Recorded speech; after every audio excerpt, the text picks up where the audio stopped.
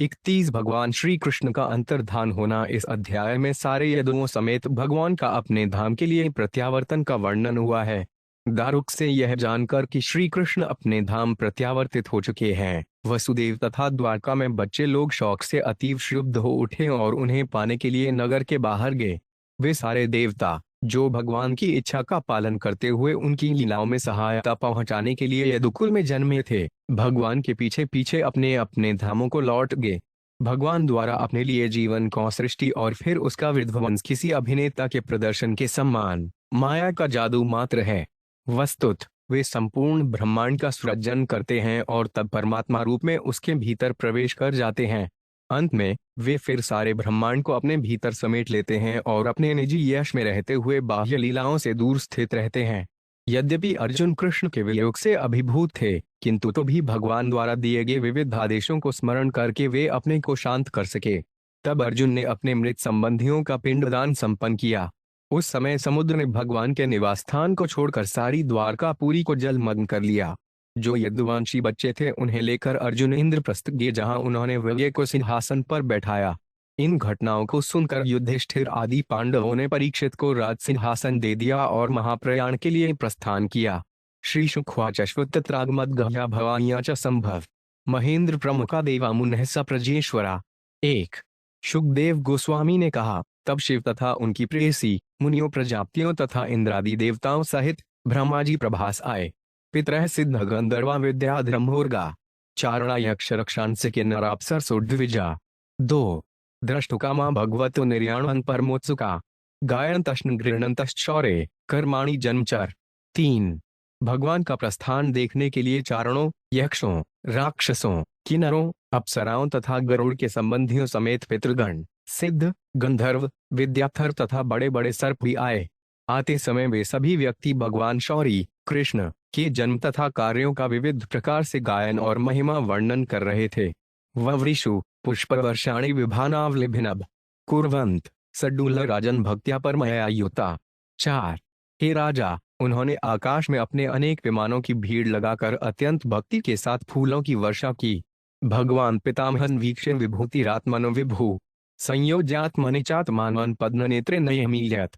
5 अपने समक्ष ब्रह्मांड के पितामह ब्रह्मा जी को अन्य देवताओं के साथ देखकर, जो कि उनके निजी तथा शक्तिशाली अंश हैं, सर्वशक्तिमान प्रभु ने अपने मन को अपने भीतर स्थिर किया और अपने कमला नेत्र बंद कर लिए।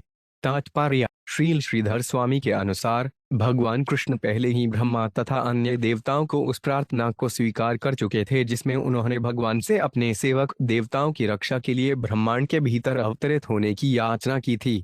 अब ये देवता भगवान के सामने आए और वे सभी उन्हें अपने अपने लोक ले जाना चाह रहे थे।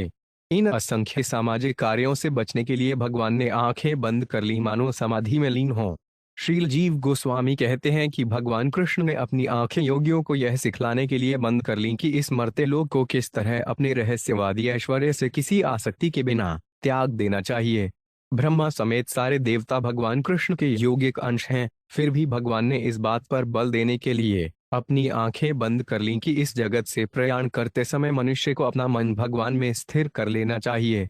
लोकाभिरामा स्वत्नौ धारणा ध्यान मर्लम योग धारण्याग्निधामा विशत्स्वकम। 6 अपने दिव्य शरीर को जलाने के लिए योगिक आग्नेयी ध्यान का उपयोग किए बिना भगवान कृष्ण अपने धाम में प्रविष्ट हो गए। उनका दिव्य शरीर सारे जगतों का सर्व आकर्षक आश्रय है और समस्त धारणा तथा ध्यान का लक्ष्य है। तात्पर्य जिस योगी को अपना शरीर त्यागने के लिए समय निर्धारित करने की शक्ति मिली रहती है, वे आग्नेयी नामक योगिक ध्यान में लगकर ज्वाला उत्पन्न करके इसे जला सकता है और अगले जीवन में चला जाता है। इसी तरह देवतागण इस योगिक अग्नि का प्रयोग तब करते हैं जब वे वैकुंठ लोक को जाते हैं। लेकिन भगवान तो योगियों तथा देवताओं जैसे बद्ध जीवों से सर्वथा भिन्न है, क्योंकि भगवान का नित्य आध्यात्मिक शरीर सारे जगत का स्रोत है, जैसा कि लोकाभिरामा स्वप्न शब्दों से सूचित होता है। भगवान कृष्ण का शरीर सारे ब्रह्मांड के लिए आनंद का स्रोत है।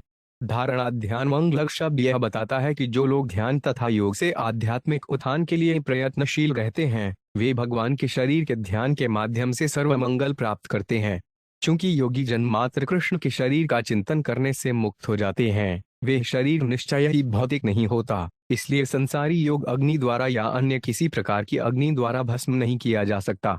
श्रील विश्वनाथ चक्रवर्ती ठाकुर हमें श्रीमद् भागवत में श्री कृष्ण के ही कथन 14 नवंबर 1937 का स्मरण कराते हैं। वत्नी मधे स्मरेद रूप ममे तद्ध्यान मंगल अग्नि के भीतर मेरे स्वरूप का ध्यान करना चाहिए जो समस्त ध्यान का शुभ लक्ष्य है।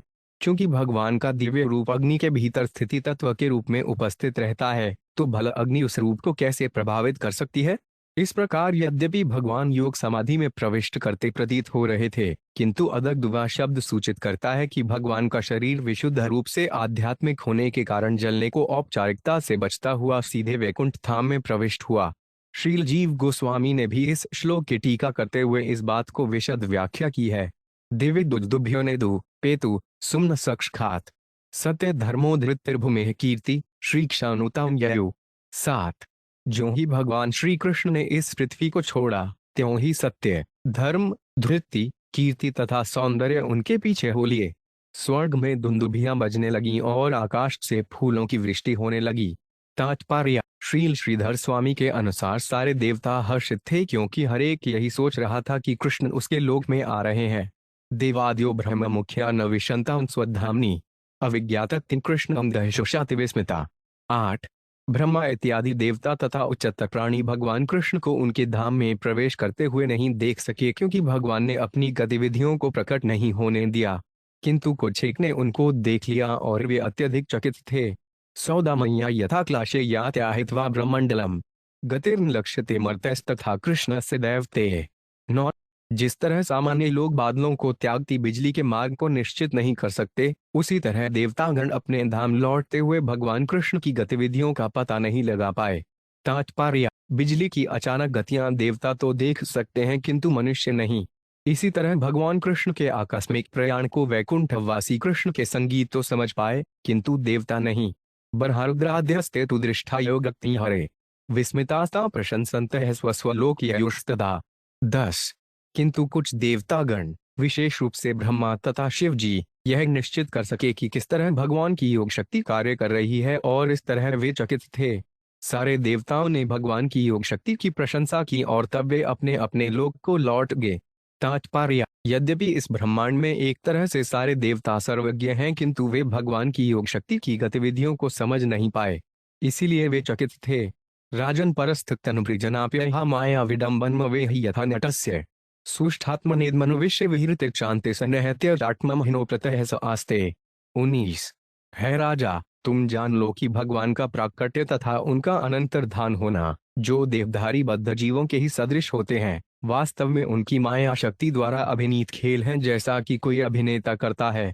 वे इस ब्रह्मांड की सृष्टि करके उसमें प्रवेश करते हैं, कुछ काल तक उसके भीतर खिलवाड़ करते हैं और अंत में समेट लेते हैं।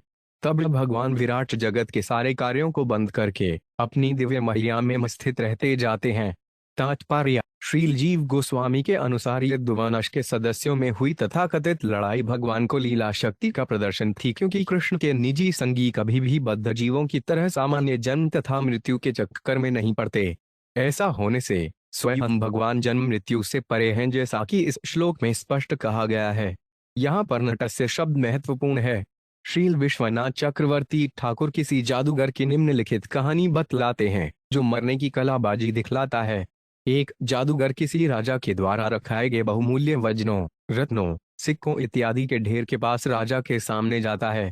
रत्नजटित हार अपने हाथ में लेते हुए जादूगर राजा से कहता है, अब मैं इस हार को ले रहा हूँ और अब आप इसे नहीं ले सकते, और वे उस हार को गायब कर देता है।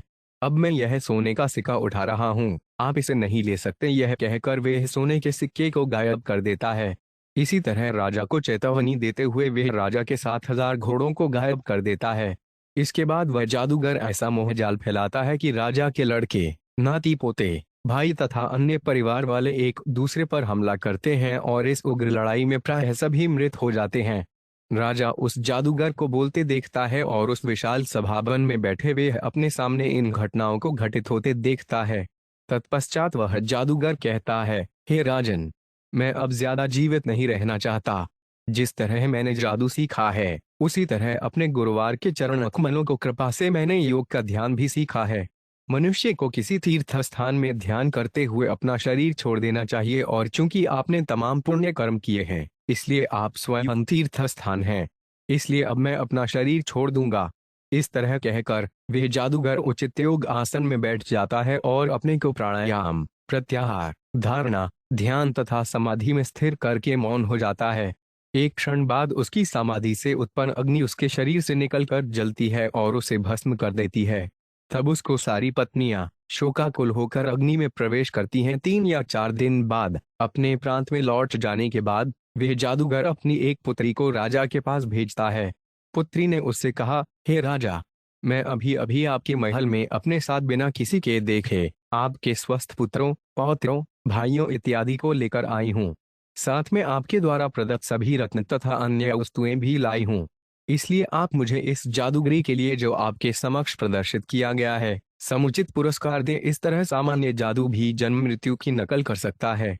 इसलिए यह समझना कठिन नहीं है कि भगवान प्रकृति के नियमों से परे होते हुए भी अपनी माया शक्ति प्रदर्शित करते हैं, जिससे मूर्ख लोग यह सोचें कि भगवान ने अपना शरीर एक सामान्य व्यक्ति को तरह त्यागा है। वस्तुत भगवान कृष्ण अपने नित्य शरीर में ही अपने धाम लौट गए, जिसकी पुष्टि समुचय वैदिक वाड्मय में हुई है। मर्तेन यो गुरु सुतान्यम लोकनीतां त्वाचान्य शरणद परमास्त्रगधम जिगे उन्तकांतकमपीष्म सावनीश की स्वावने स्वर्णयन प्रज्ञ सदेहम। 12। भगवान कृष्ण अपने गुरुपुत्र को सशरीर यमराज के लोक से वापस ले आए और जब तुम अश्वत्थामा के ब्रह्मास्त्र द्वारा जला दिए गए थे तो उन्होंने परम रक्षक के रूप में तुम्हें भी बचाया। उन्होंने मृत्यु के दूतों को भी मृत्यु देने वाले शिव जी को युद्ध में परास्त किया और जरा शिकारी को उसके मानव शरीर में वैकुंठ भेज दिया। क्या कभी ऐसा पुरुष अपनी रक्षा करने में असमर्थ हो सकता है?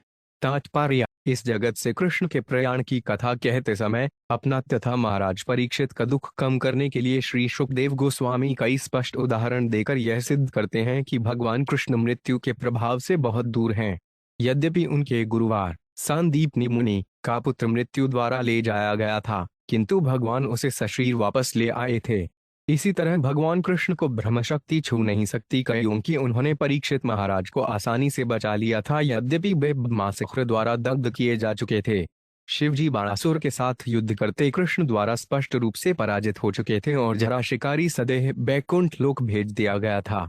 मृत्यु तो भगवान कृष्ण की बहिरंगा शक्ति का तुच्छ विस्तार है और वे भगवान पर कोई असर नहीं कर सकती। जो लोग कृष्ण के कार्यकलापों की दिव्य प्रकृति को समझते हैं उन्हें इन उदाहरणों से विश्वसनीय प्रमाण प्राप्त हो जाएगा।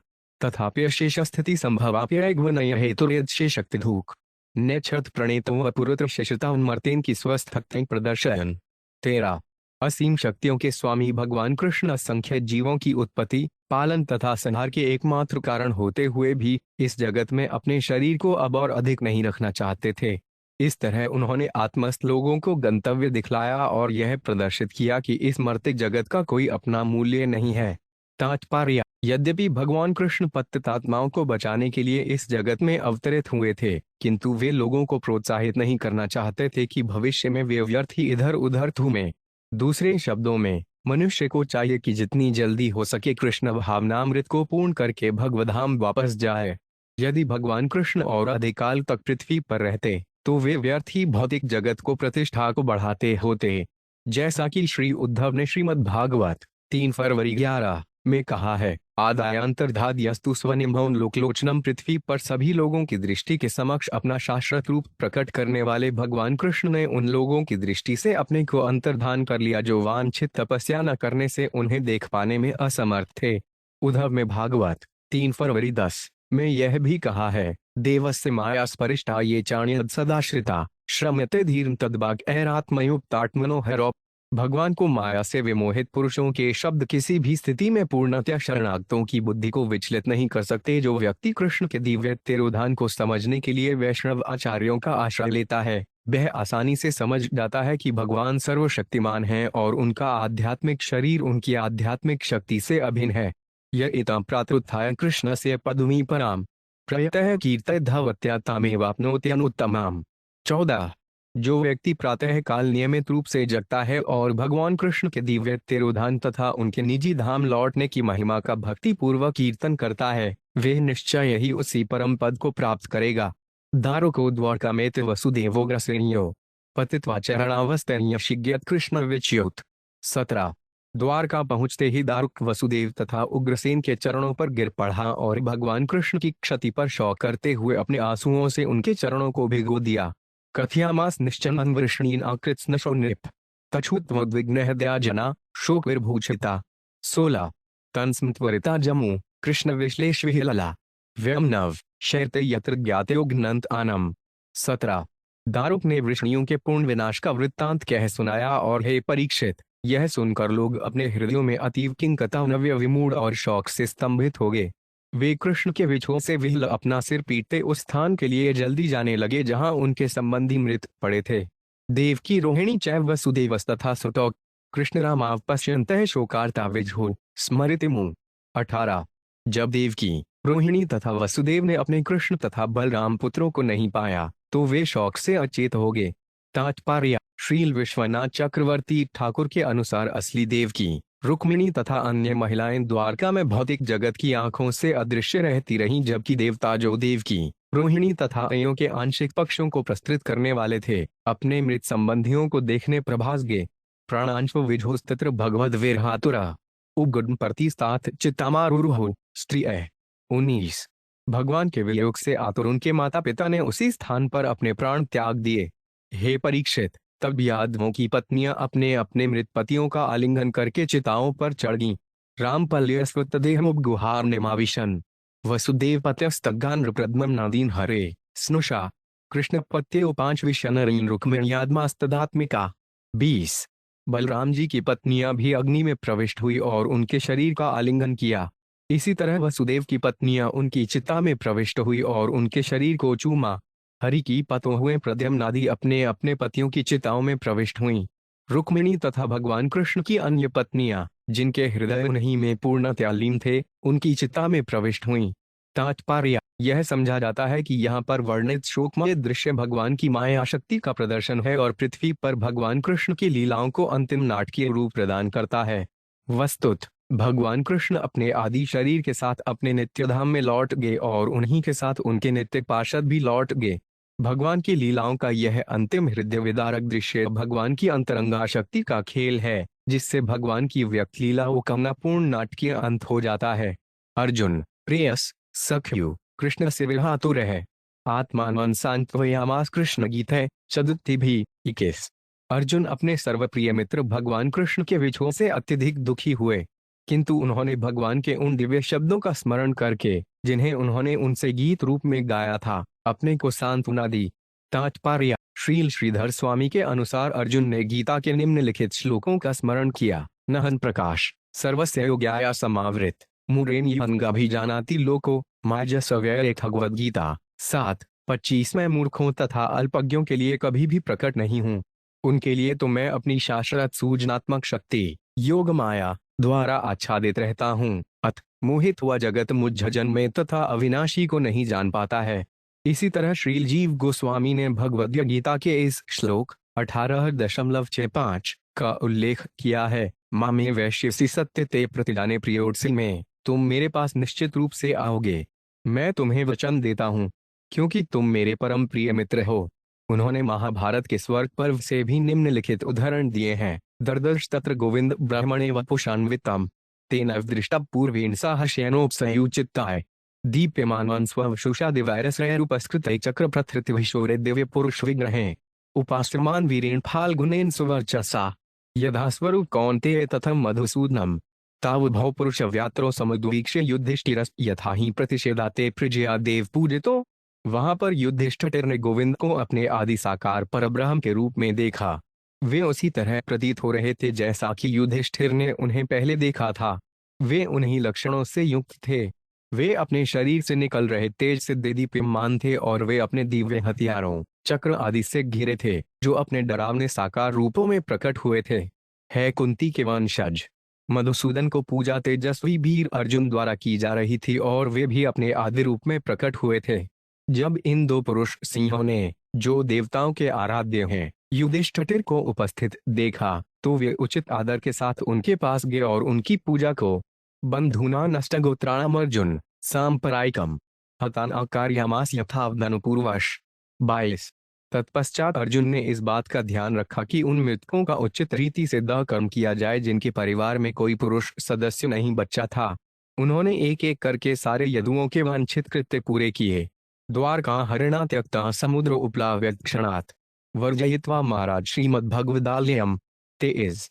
जैसे ही भगवान ने द्वारका का परित्याग किया, त्यों ही, हे राजा, समुद्र ने उसे चारों ओर से घेर लिया और एकमात्र उनका महल ही अछूता रहा। तात्पर्य: श्रील जीव गोस्वामी बतलाते हैं कि भगवान के धाम का बाह्य स्वरूप तो समुद्र द्वारा ढक लिया गया, किंतु भगवान की नित्य द्वारका भौतिक ब्रह्मांड से परे विद्यमान है और निश्चय ही भौतिक समुद्र से परे है। द्वारका का निर्माण देवताओं के शिल्पी विश्वकर्मा ने किया था और सुधर्मा सभावन स्वर्ग से लाया गया था। उस नगरी में कुलीन यदुवंश के अनेक सुंदर तथा शानदार महल थे, जिनमें सबसे सुंदर भगवान का आवास था। श्रील जीव गोस्वामी उल्लेख करते हैं कि वर्तमान युग में भी जो लोग मूल द्वारका स्थल के निकट रहते हैं, वे कभी कभी समुद्र में उसकी झलक पा जाते हैं। अंततोगत वह भगवान के संगीत तथा धाम शाश्वत हैं और जो इसे समझता है वे पूर्णतया कृष्ण भावना भावित होने के योग्य है। नित्य सन्निहितस्तत्र भगवान मधुसूदन स्परित्याशेषा शुभैर्वन सर्वमडलमडुलम। 24। भगवान मधुसूदन शाश्वत रीति से द्वारका में उपस्थित रहते हैं। यह समस्त शुभ स्थानों में सर्वाधिक शुभ है और इसके स्मरण मात्र से सारे कल्मश नष्ट हो जाते हैं। स्त्री बालवुधानादाय हत्शेषांतनय इंद्रप्रस्थ समावेश वज तत्राभ्यधेचरयत्। 25। अर्जुन ने यदुवंश की बची हुई स्त्रियों, बच्चों तथा बूढ़ों को इंद्रप्रस्थ ले आए, जहां उन्होंने अनिरुद्ध के पुत्र बज को यदुओं के शासक के रूप में प्रतिष्ठापित किया। श्रुत्वा सुहद्रधन राजन अर्जुनाते पितामहा त्वा तु वंशधर कृत्वा जमु सर्वे महाप्थम। 26। है राजा, अर्जुन से अपने मित्र की मृत्यु सुनकर आपके बाबा लोगों ने आपको वंश के धारक के रूप में स्थापित कर दिया और इस जगत से अपने प्रयाण की तैयारी के तले चल पड़े। यह तदेव देवस्य विष्णु कर्माणि जन्म च कीर्तय क्षुधय अमर्त्य सर्व पापय प्रमुच्यते। 27। जो व्यक्ति देवताओं के देवता विष्णु की इन विविध लीलाओं तथा अवतारों की महिमाओं का श्रद्धापूर्वक कीर्तन करता है, वे सारे पापों से मोक्ष प्राप्त करता है। इत्थं हरेर भगवतो रुचिरावतार वीर्याणि बालचरितानि तर्षन्तमानि अन्यत्र चैच्च श्रुतानि गृह्णन् मनुष्यो भक्ति परा परमहंसक्तो लभेत। 28। भगवान श्री कृष्ण के सर्व आकर्षक अवतारों के सर्व मंगल पराक्रम तथा उनके द्वारा बाल्यकाल में की गई लीलाएं इस श्रीमद् भागवत तथा अन्य शास्त्रों में वर्णित हैं। जो कोई उनकी लीलाओं के इन वर्णनों का स्पष्ट कीर्तन करता है, उसे उन भगवान की दिव्य प्रेमा भक्ति प्राप्त होगी जो समस्त सिद्ध मुनियों के गंतव्य है। इस प्रकार श्रीमद् भागवत के 11वें स्कंद के भगवान श्री कृष्ण का अंतर्धान नामक 31वें अध्याय के श्रील भक्ति वेदांत स्वामी प्रभुपाद के विनीत सेवकों द्वारा रचित तात्पर्य पूर्ण हुए। यह 11वां स्कंद 26 मार्च 1982 को ब्राजील में साओ पौलो राज्य में न्यू गोकुल साउथ अमेरिकन तीर्थ स्थल पर पूरा हुआ।